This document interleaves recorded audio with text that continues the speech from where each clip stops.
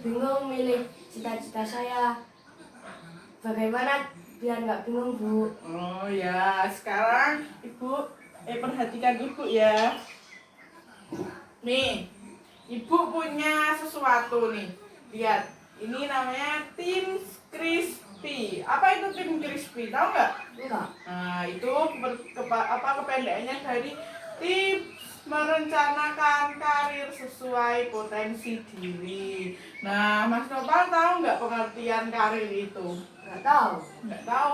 Oke, karir itu adalah perkembangan dan kemajuan pada kehidupan pekerjaan atau jabatan seseorang. Jadi besok setelah Mas Nopal nanti lulus kelas 6 itu sudah mulai memikirkan karir apa yang bakal dikuasai sama Mas Nopal. Nah, besok cita-citanya mau jadi apa? Nah, itu nanti termasuk ke dalam karir. Kemudian ini potensi diri apa Mas Nopal tahu nggak pengertian potensi diri? Nggak tahu.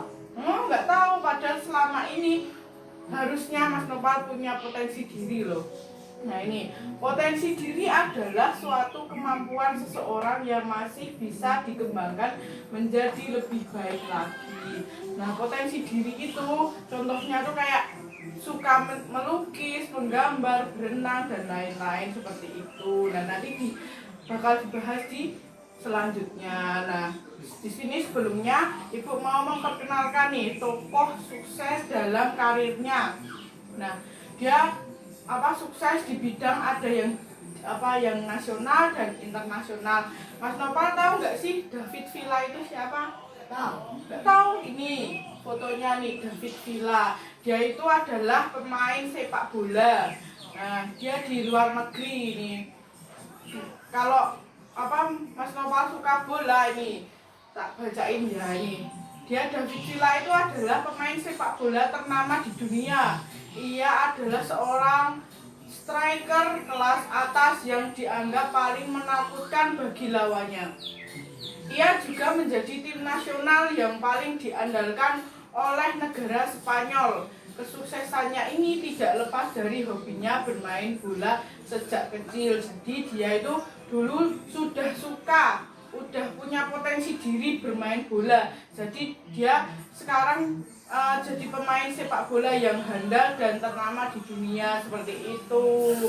Nah, ini coba nanti kalau Mas Nopal mau membanggakan ini David Villa itu yang pemain sepak bola yang mantap. Nah, ini tokoh selanjutnya itu tahu nggak, ini namanya Aulia Halimatus Sa'diyah.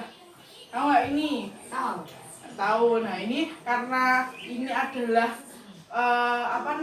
tokoh nasional, jadi mungkin agak belum terlalu terkenal di internasional ya. Ini tak baca ini. Aulia Halimatus Sa'diyah itu adalah salah satu tokoh perempuan yang sukses dalam karirnya.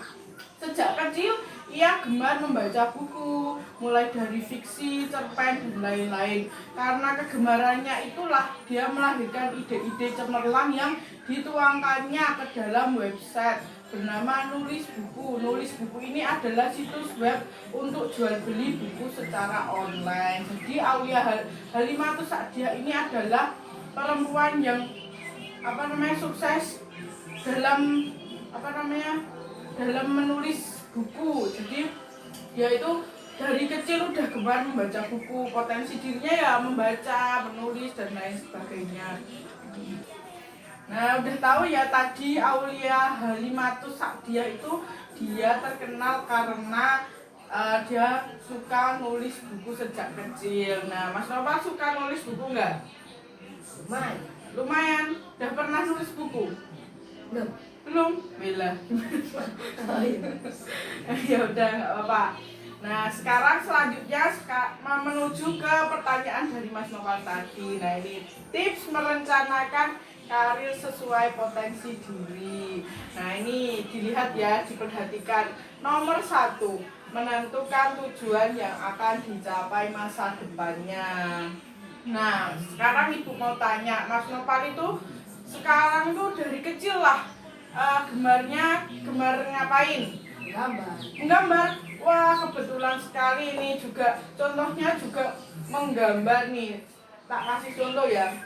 Nih, saya ingin kuliah di jurusan teknik arsitektur. Saya bercita-cita menjadi arsitek. Mas Nopal tahu nggak itu arsitek itu apa? Tahu. Nah, itu arsitek itu adalah karir yang bekerja menggambar rumah, terus menggambar bangunan-bangunan seperti itu. Saya mau tanya nih, Mas Nopal itu suka gambar apa biasanya? Pemandangan.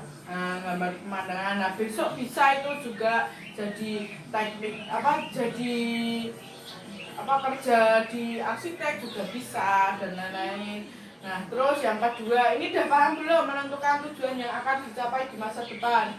Nah, tadi kan Mas Nopal, saya ingin jadi arsitek. Nah, itu besok bisa Mas Nopal bisa diterapkan gitu. Terus yang nomor 2, mengenali diri sendiri dengan melihat kelebihan bukan kekurangan. Tahu? Mengenali diri sendiri dengan melihat kelebihan dan bukan kekurangan. Jadi melihat kelebihannya Mas Nopal, jangan terus wah aku nggak bisa kalau besok tuh aku nggak bisa nggak gambar dan lain-lain. Nah, ini contohnya, saya bisa menggambar berbagai jenis benda serta makhluk hidup. Jadi kayak aku bisa aku tuh bisa gambar pemandangan dan lain sebagainya. Jangan terus dipersulit, aduh susah banget ini gambar hewan, gambar apa dan lain-lain. Seperti itu ya, paham ya? Nah, yang ketiga itu melihat pencapaian sebelumnya.